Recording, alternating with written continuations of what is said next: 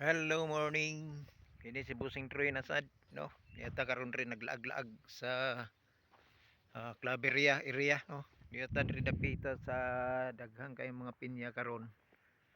Oh, inyo ning makita diri ang palibot. O ni karon atong gipakita ninyo karon live no. Diri sa atong area diri sa may Tipulohon na Malagana Misamis Oriental. Then makita nato diri daghang kay mga pinya. Yan nindot kay ang view sa luyo. Medyo lang maambon gamay no. Oh, pero klaro kaayo ang bukid. Mo kana nga mga area mga higala ang napaloob diri sa area sa Tipulhon. Which is diri sad nahimutang atong gamay nga yuta nga giabangan usab sa Del Monte. So sa pagkakaroon dining puntahan ka no, kita na to dito sa layo ang usa ka building sa eskwelahan didto sa maong barangay.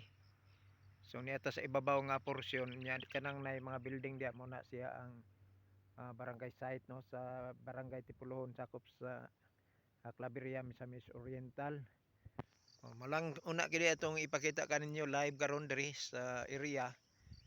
Mao kini ang ato nga usa ka talan-awon nga ato ipakita karong buntaga. So daghang salamat i-share ninyo ako og live kita na aton madungog og makita ninyo sa atong channel sa Busing Troy channel po.